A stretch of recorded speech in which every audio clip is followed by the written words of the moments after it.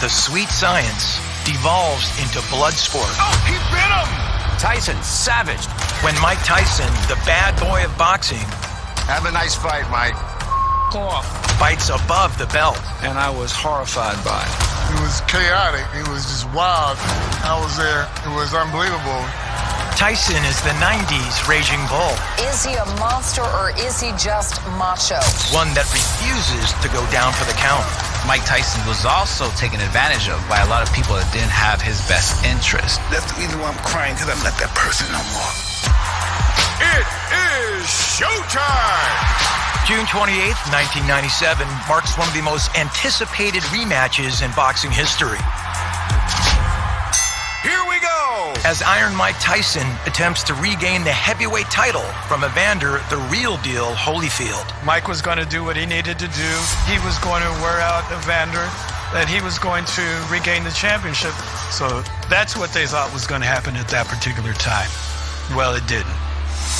The fight, in its now infamous bite, is a watershed moment for boxing and Mike Tyson. Oh, he bit him! Let's be clear. When we say bite, I mean, it's a bite. Part of his ear is on the ground.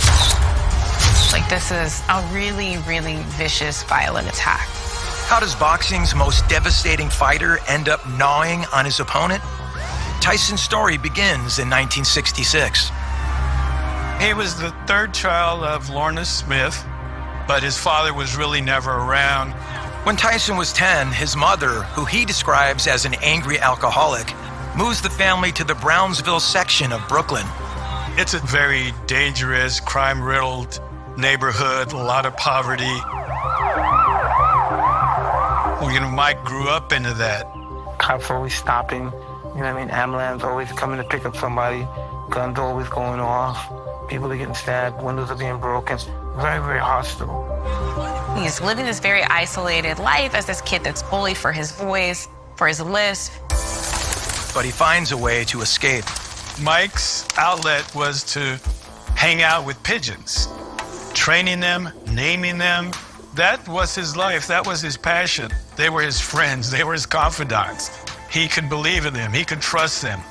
And so you think about this very tender Mike Tyson that is kind of ruminating here.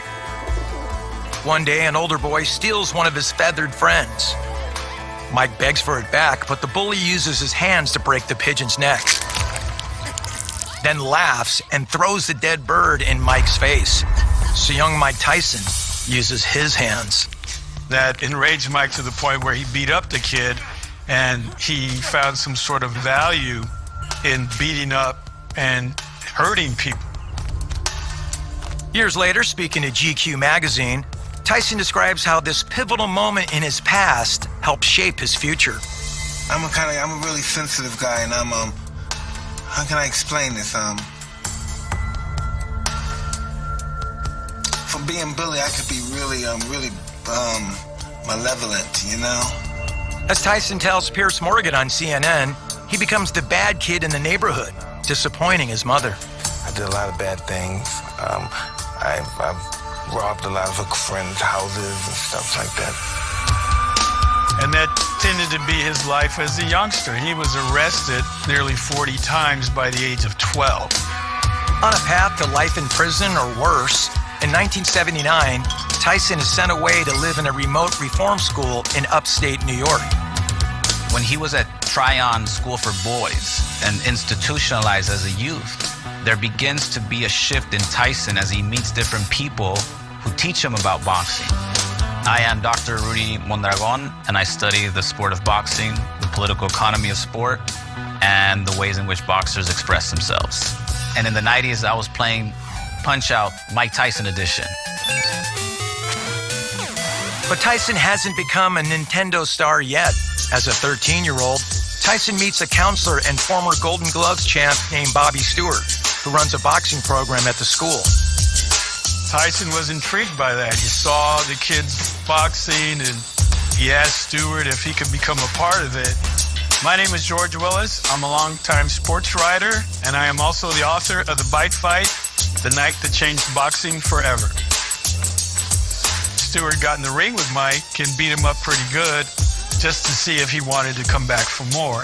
Mike came back for more, and he showed that he was really passionate about the sport. So Stewart introduces Tyson to Cus D'Amato, a boxing legend who once trained heavyweight champs Floyd Patterson and Jose Torres.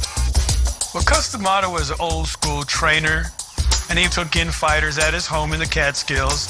Cus's live-in boxing school is so unique that it becomes the subject of a documentary in the early 1980s. The film captures the young boxers being cared for by Cus and his partner, Camille. They're better off being in this house than anybody else. I don't know. It was like a big family, a big training camp, and all they talked about was boxing. All they did was watch fight films. Your right shoulder should be more this way. You're gonna do real damage. You might drop the guy with one punch.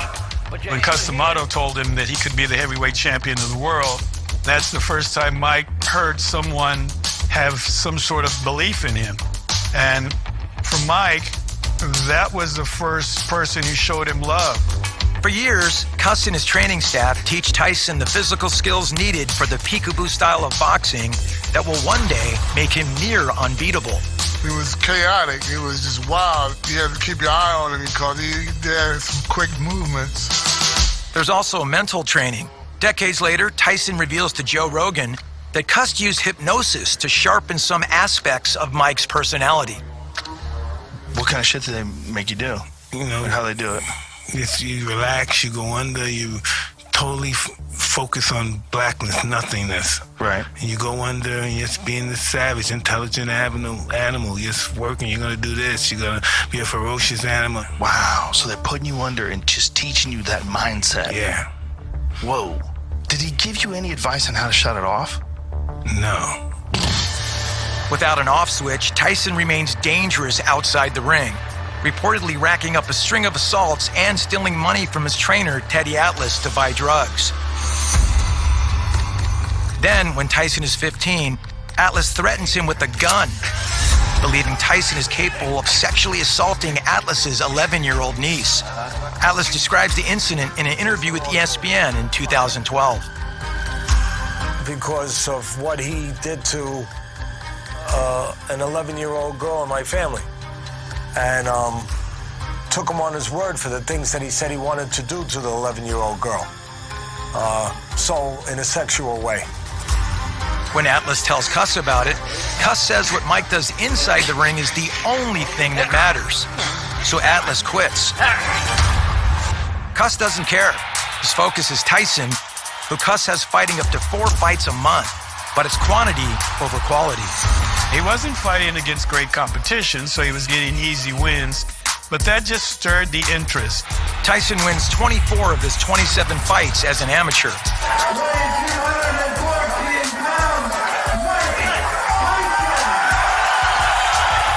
At 18, Tyson turns pro against Hector Mercedes. It's a brutal hit and run. Tyson scores a technical KO in the first round.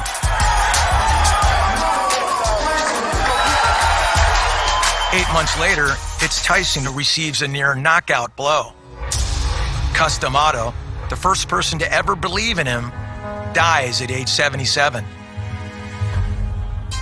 But Tyson's managers, who have been working under Cus, step up to keep Tyson's career on track. To their credit, Jimmy Jacobs and Bill Caton put together this marketing plan where he was featured on Sports Illustrated, and so the nation started to hear about him. And once that hit the newsstands, he became a national attraction. Including an appearance on Letterman, where the audience can't seem to get enough of the gap-toothed, soft-spoken teenager. Here's a picture of you on Sports Illustrated. That must have been a big thrill for you, huh?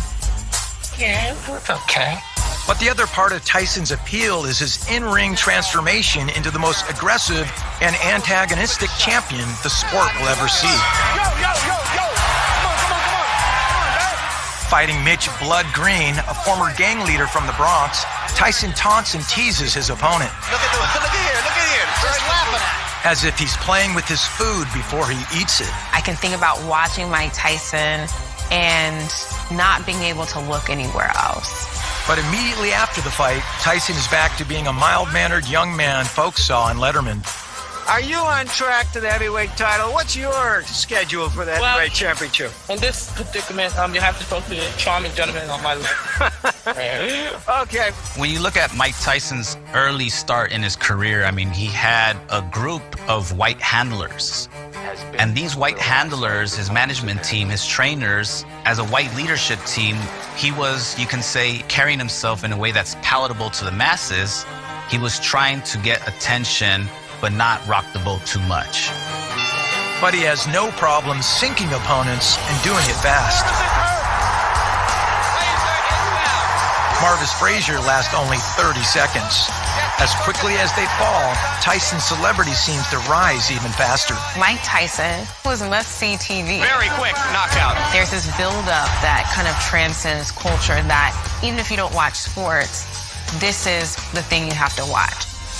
But as he drops his opponents, Tyson's kinder, gentler persona also starts to drop away. I wish one of your guys had children if I could kick them in the head or stomp on their testicles. But soon, the powder keg known as Kid Dynamite is ready to explode. Released in 1976, Sylvester Stallone's saga Rocky embodies the American belief that we're all just one break away from greatness. A decade later, it's a black kid born to poverty that personifies that American dream. He has the story of tragedy, of having to fight to really maintain himself in a really rough environment, and then having this legendary coach come through and teach him how to fight properly. And so the Hollywood narrative's already built in. My name is Courtney Cox. I'm a former ESPN employee and current scholar looking at all things sport and culture. At the turn of the 1990s, Mike Tyson is one of the most captivating humans on the planet, period. Maybe the most. It's fact. I'm the best. You know what I mean? Sometimes I don't want to believe it myself, but it's the truth. I'm the best. And it ain't bragging if it's true. It's a 27-0 Tyson who steps in the ring to fight Trevor Berbick for one of the 3 heavyweight titles. Ringside is a who's who of the sport. Speaking of the greats, Muhammad Ali and his new wife, Lonnie. The man behind the star-studded event is fight promoter Don King. Don King, during that time period, had control of the heavyweight division. King is an ex-con who went from serving a manslaughter sentence to setting up the famed Ali versus Foreman Rumble in the Jungle. He who runs the day will live to fight another day. He's always creating something mystical and magical. My name's Aaron Snowell, and I have trained over 30 world champions.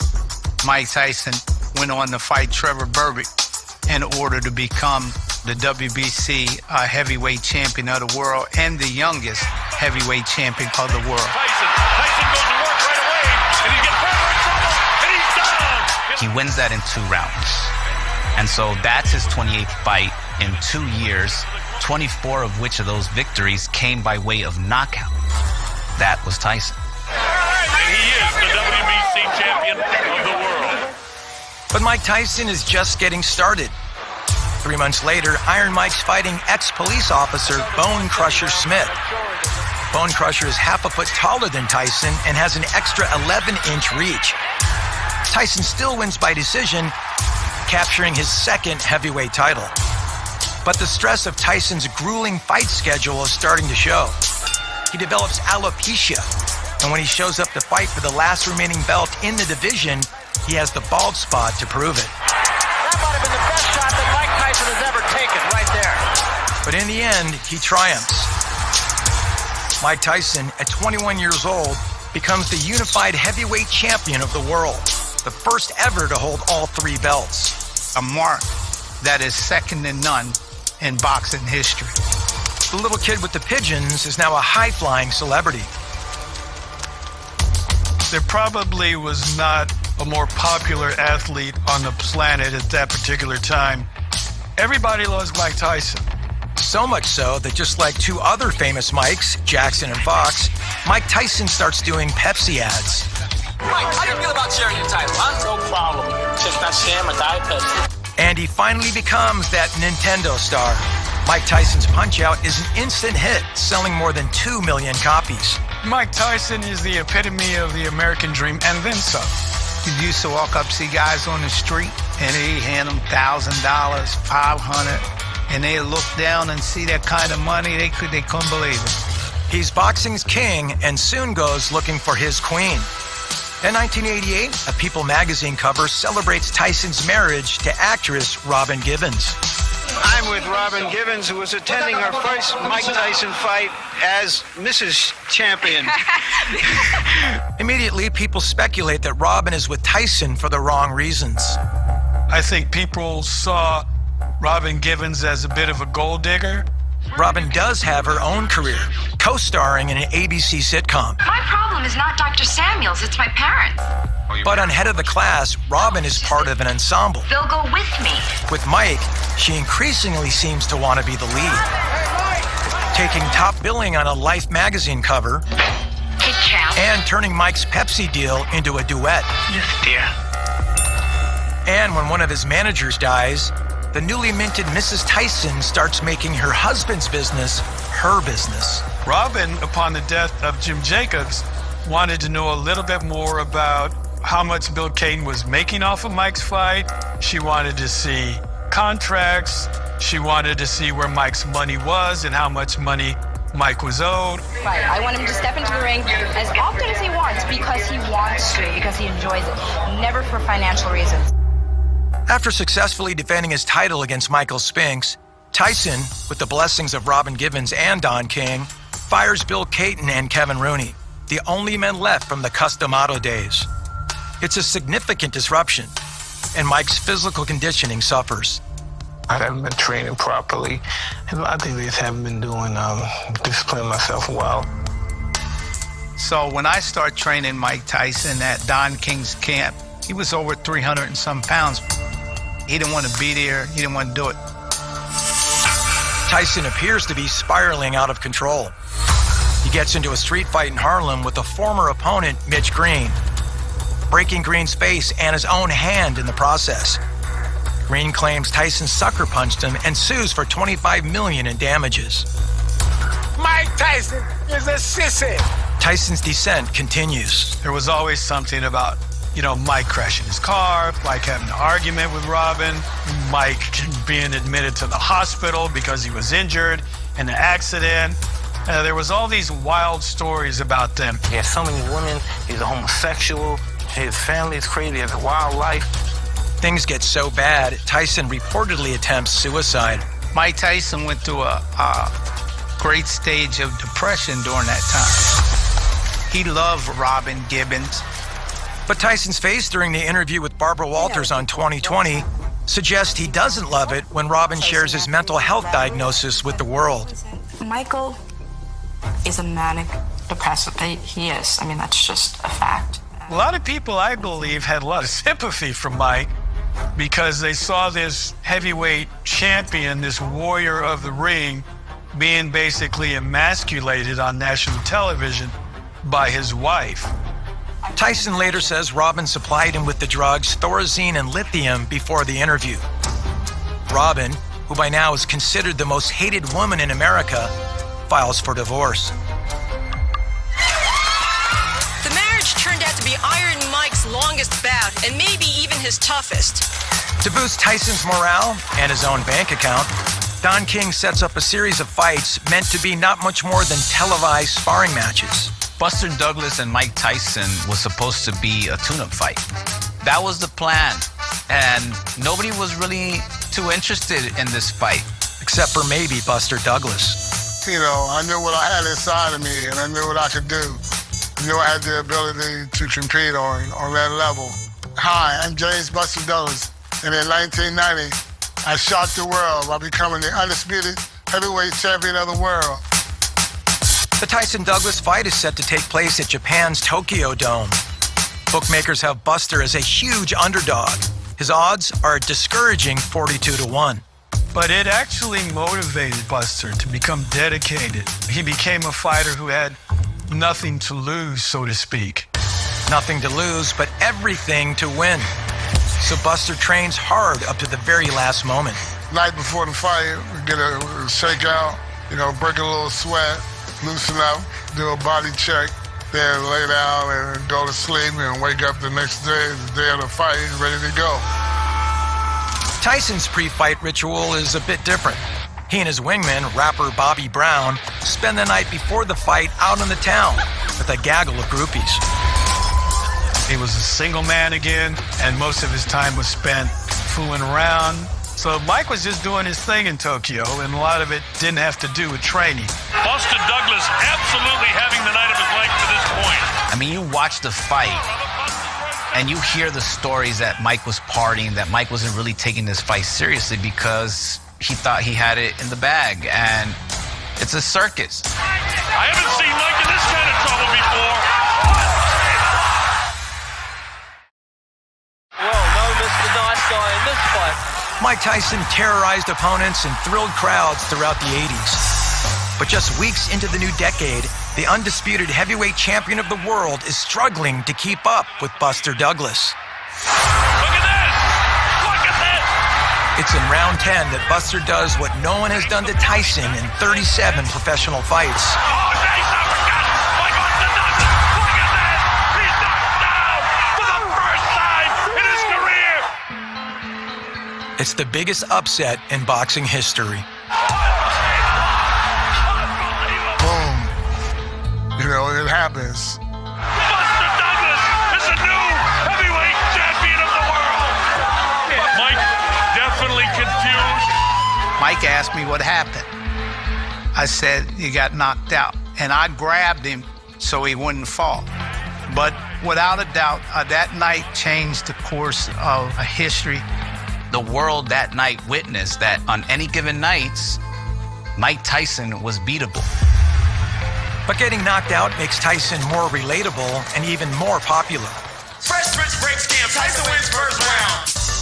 At the Apollo, DJ Jazzy Jeff and the Fresh Prince sing about their hero in their song, I Think I Can Beat Mike Tyson. Then Steve Dunleavy from A Current Affair gets Tyson on the ropes when he asks him about an upcoming paternity test. I don't know anything about that. But it's not going to happen. It's not true. You haven't heard from lawyers? Well, I don't know if it's not going to happen. Anything's possible of happening. But you know what I mean? That's a situation I just have to handle. But Tyson won't be able to shrug off what happens a month later. Tonight, police confirmed they're investigating allegations of rape against Mike Tyson. His accuser is Desiree Washington, an 18-year-old beauty queen Tyson meets at the Miss Black America pageant. Mike Tyson called her at 1:30 in the morning. By 2:30 in the morning, they were walking through the hotel lobby into his hotel suite. Some 26 hours later, Desiree Washington went to a local hospital and said she had been raped by Mike Tyson. And soon after that, the media enters the ring. Good afternoon, everyone. Is he a monster or is he just macho? While Tyson is getting booked, Don King is blowing smoke. He would deal with this in the process of court when the day arrives in the court. And even Barbara Walters seems to come to Tyson's defense, victim blaming Desiree by reporting statements allegedly made by some unnamed black female college students. One said, 18-year-olds are not naive in this day and age. What did she think a guy wanted at 2 in the morning? Another said, she asked for it, she got it. It's not fair to cry rape. For Tyson's many supporters, Desiree Washington replaces Robin Givens as the most hated woman in the country.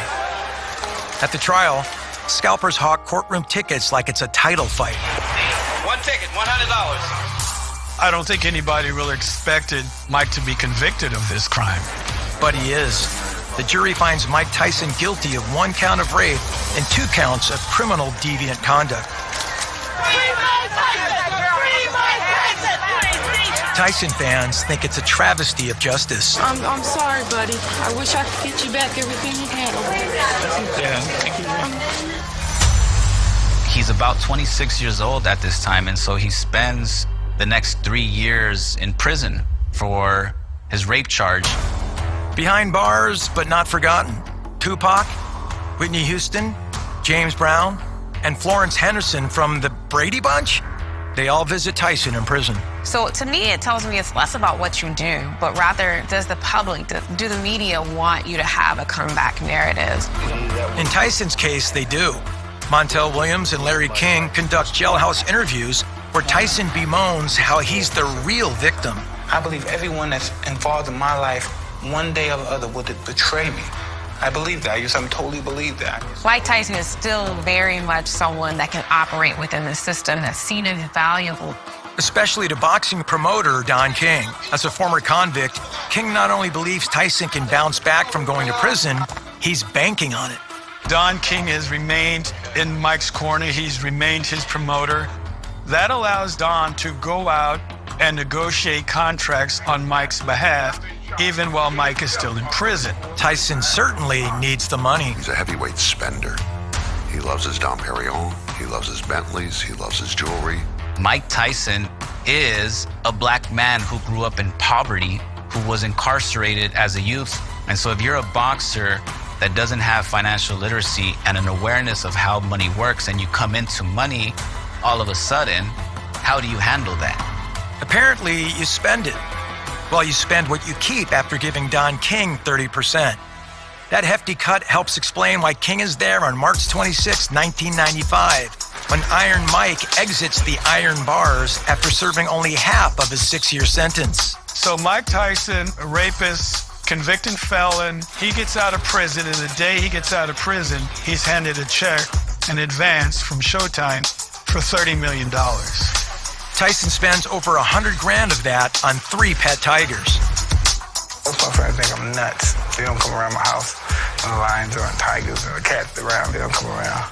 Man, my heart was just beating in my mouth. That Showtime money means Tyson needs to put on a show. King gets his human ATM training for what is being billed Tyson 2.0. The former world champion of the world, Mike Tyson. This new Tyson is all Mr. Hyde with almost no Dr. Jekyll. We're looking to see Tyson as a spectacle, as an animal, as a gangster. And so the image switches from this good young man who became heavyweight champion in the world to this almost menace of society. And that's Mike Tyson, too. At the weigh-in for Tyson's fight against Evander Holyfield, labeled Finally, the media revels in pointing out how different the ill-tempered Tyson is from his more good-humored opponent. There is no expression at all except intimidation on the face of Mike Tyson. Evander Holyfield broke into a big smile. Mike and Evander didn't really hang out in the same circles. Evander had this religious reputation as being a God-fearing Christian. The good versus evil matchup is set in this marquee mega event between Tyson and Holyfield, and it does 1.5 million pay-per-view units. The world was ready. Holyfield, who was misdiagnosed with a heart condition, is coming back from a forced retirement and is what they call ring rusty. Nobody gave him much of a chance to defeat Mike in the first fight. But they forgot to tell Evander. Tyson gets dropped in the 6th round. Mike Tyson is down! He gets dropped again. Tyson is in trouble! And in the 11th round, it's just too much. And the referee intervenes, stops the fight. Unbelievable! It's over! Evander Holyfield had just defeated Mike Tyson. And of course, in the boxing world, that means we need a rematch. That's our way of getting resolution. 7 months later, they weigh in for the rematch promoted as The Sound and the Fury. Don't miss the event Saturday night. This time, Tyson's Fury will be met with the sounds of gasps and screams. It's June 28, 1997, and ESPN is tracking Mike Tyson's every move. His weight, I can tell you, he's just come from inside the arena. The electricity is indeed palpable. Holyfield Tyson 2 is billed as the biggest grudge match in boxing history. Here we go. Fight 2, round 1. A fight is a fight, but a marquee boxing event is different because there's a story behind the matchup. Without the story, you don't have an event. And so you see Holyfield as a man of Christ, and you see Mike Tyson as a gangster. But in round 2, Tyson calls out holier-than-thou Holyfield to referee Mills Lane. Said Holyfield was headbutting me. Tyson's eyes cut open and his face streaked with blood. Evander Holyfield, he was doing dirty stuff to Mike. The alleged headbutting inflames Tyson, who now sees in Holyfield that Brooklyn bully who murdered young Mike's pigeon all those years ago. I'm pretty sure people have heard Mike Tyson was bullied when he was young, and that inflamed him to fight back.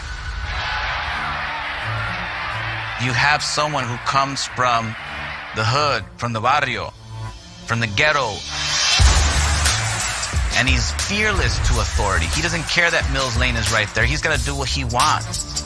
And what Tyson wants is a pound of flesh. Oh, he bit him! His frustrations got to a point where all of a sudden at the end of the third round, you see Mike bite Evander on the ear. It's so unprecedented, the referee confers with the chairman of Nevada's Athletic Commission, Mark Ratner, who seems equally befuddled as to what's happening. Mark Ratner thought he got hit in the balls. People didn't know what was going on. At that moment, it's chaotic. Tyson wants to keep fighting. He's clearly still frustrated. Mills Lane deducts 2 points from Tyson and gives him a warning. But if you do it again, I'm gonna disqualify you. It takes about 15 seconds and Mike bites him again. He bit him again!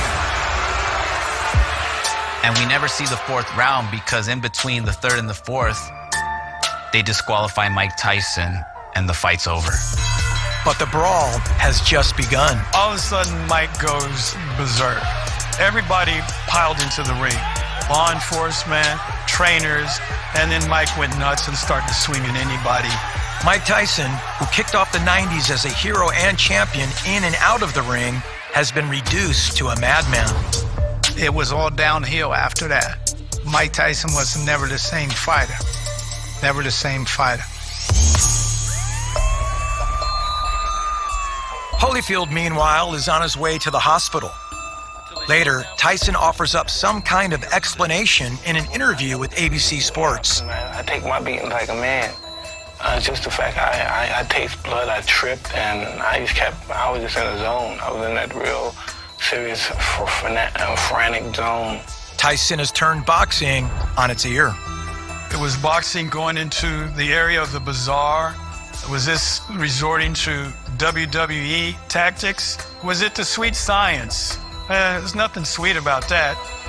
It took a long time for people to trust boxing again, to believe in their fighters again. Don King starts panicking about his lucrative sponsorship deals. You have millions and millions of dollars at stake. So first thing Don King did was to hire a publicist who crafted a long apology speech. For an athlete in the heat of battle to suddenly lose it, it's not new, but it's not right. I take responsibility for my own actions, yada, yada, yada, yada.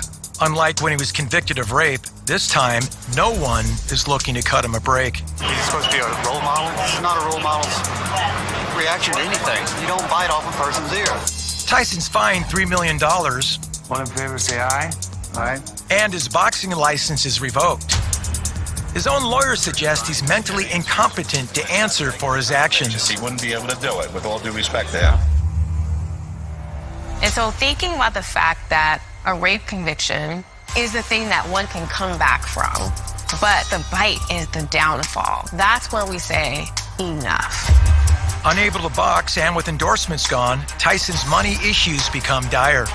Mike Tyson did make a lot of money, but he was also taken advantage of by a lot of people that didn't have his best interest. Like Don King. In 1998, Mike Tyson files a $100 million lawsuit against King, alleging he swindled him out of money for years. Tyson's lawsuit against King, filed here in New York federal court, is really an attempt by the 31-year-old boxer to seize control of his career. That's something that Tyson, once considered the baddest man on the planet, has seemed neither interested in nor capable of in the past. Mike felt alone. He felt a little bit abandoned. All of a sudden, the people that he thought loved him and cared for him and would be there for him were gone. With no one in his corner and desperate for cash, Tyson turns the perception he's out of control into a WWF storyline, playing the enforcer at WrestleMania 14. Luckily for Tyson, boxing is quick to forget when there's a quick buck in doing so. The business is trying to maximize and fatten their pockets at the expense and through the utilization of the labor and the work of a boxer like Mike Tyson. Just over a year after the Bite fight, the state of Nevada reinstates Tyson's boxing license. ESPN airs his weigh-in with opponent Francis Botha and wonders if Tyson's mentally stable enough to make a comeback. You know, custom model prepared Tyson to deal with all kinds of pressure when he was a young fighter. Tyson has fallen down on some of those lessons. And Cuss would likely have disapproved of the disrespectful way Tyson speaks to reporter Russ Salzberg about his upcoming fight. You take into the ring a lot of rage. Does that work for you or does it work against you at times? Well, it. It's a fight, so whatever happens, happens. Mike, why do you have to talk like that? Well, I'm talking to you the way I want to talk to you. You have a problem, turn off your station. You know what? I think we'll end the discussion right now. Then we could. You got it. Have a nice fight, Mike. Go off. It's not a nice fight. While Tyson doesn't gnaw on his opponent, he seems to try and break his arm after the bell. Tyson's corner rushes in to stop him. So you start to see this sort of chaos and calamity surrounding Mike Tyson fights. But Tyson's next clash will send him back to jail when he's found guilty of assault during a road rage incident. For many, it confirmed that Mike Tyson was out of control, that Mike Tyson was a monster, that Mike Tyson was a savage. This time, there's no TV prison specials or celebs lining up to visit. By that time, his reputation had taken a really serious hit. There was just a stain to him at that particular time. When he came out to prison, you know, the tool of the dungeon is to break somebody's spirit. People are never the same once they go to jail and they come out. And Mike's no different. His interviews are so unhinged, they come with trigger warnings. You guys try to label me. You label me a schizoid. You label me a manic depression. You label me a crazy motherfucker. I'm probably more schizoid than I'm anything, but you label me so many things, you drive a motherfucker insane. From my viewpoint, Mike Tyson looked at it upon the media and stuff for bullying him. And Mike Tyson started lashing back at him. And then at the press conference for his upcoming fight with Lennox Lewis, Mike doesn't use his words at all. Mike physically attacks Lennox. There's this big brawl at the press conference, and Mike winds up biting him on the leg. Ring Magazine rewards Tyson's bad behavior by naming the brawl Event of the Year in 2002. And Tyson is not done yet. I wish one of your guys had children, if I could kick them in the head or stomp on their testicles before you could feel my pain, because that's the pain I have, waking up every day. Boxing fans are holding on tight when Mike Tyson versus Lennox Lewis kicks off on June 8th, 2002. And thanks to Tyson's crazy shit-talking, they even have extra safety precautions in place. There's this line of security between the two fighters. It's a first for boxing. He was the boogeyman. He was this spectacle that people were afraid of, but also intrigued by. But it turns out Tyson can't walk the walk. I think he just talked a good game to build up the fight, and then he went in there and tried to knock out Lewis in the first couple of rounds, and when that didn't happen, he was done.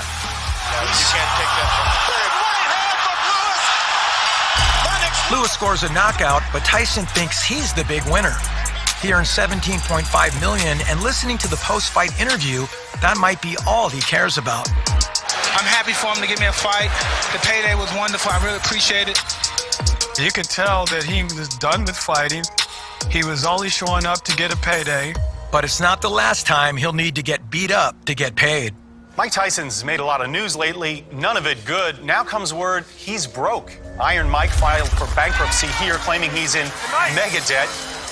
Tyson, now sporting a face tattoo, agrees to get back in the ring to fight Kevin McBride. Despite McBride being 8 inches taller, almost 40 pounds heavier, and 6 years younger, Tyson's doing it for the $5.5 million payout. He really didn't care if he won or not.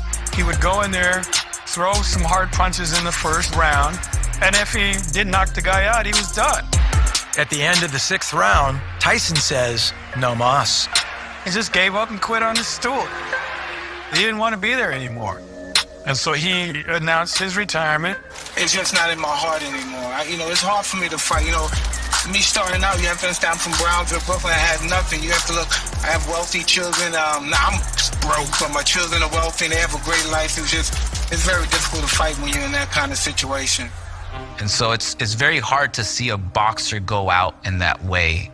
The romance story is that a boxer goes out in their farewell show. Win or lose, the crowd is cheering you on, sort of like Rocky does in Rocky Balboa. For Tyson, it was the opposite.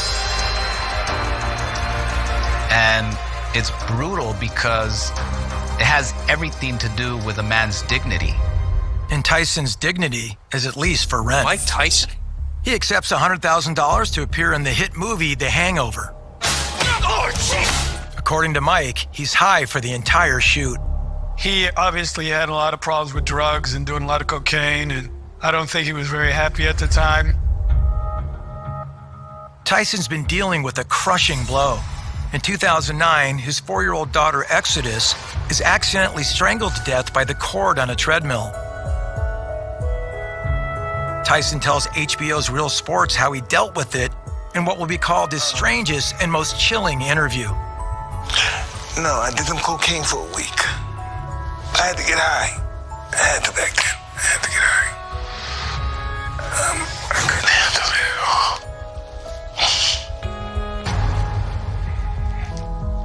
You have to go. Now, you understand, right? Thank you. Thank you, man. Calling it one of the scariest moments of his life, reporter Bernie Goldberg and his crew do what Tyson asks and leaves. Mike Tyson hit rock bottom. And he stays there until 2013, when ESPN cameras catch Tyson making amends with Teddy Atlas. Teddy's the former trainer who pulled a gun on Tyson and accused him of being a sexual predator. But as Tyson tells the press, he's the one making amends. I'm a bad guy sometimes, and I did a lot of bad things. I want to be forgiven. From vicious to vulnerable, Mike Tyson starts his healing journey surrounded by his remaining children and third wife, Kiki. He even makes up with Holyfield, who helps Tyson sell his ear-shaped cannabis gummies. What is this? I got you your ear. No, it's not. This ain't my ear. Yes, it is. Cherry pie punch filling. He's also podcasting these days. And just watching him host his podcast, Hot Boxing with Mike Tyson, and his new third act. It's on the podcast with Sugar Ray Leonard as his guest that Tyson reflects on the toxic grooming and the monster boxing turned him into. I'm working on feeling the art of humbleness. Can you be with me? That's the reason why I'm crying, because I'm not that person no more. He breaks down in tears. A grown black man wearing his emotions publicly like that is powerful. And I like to think of people as Russian dolls. There's the young Mike Tyson that's experienced all this childhood trauma. There's Iron Mike, the baddest man on the planet's in there. The guy that had the fall from grace, the guy that was in prison is in there. All these people are still there. They're just parts of this whole, this bigger person that he is today. Reminds me that we have to give people the capacity and the space to grow.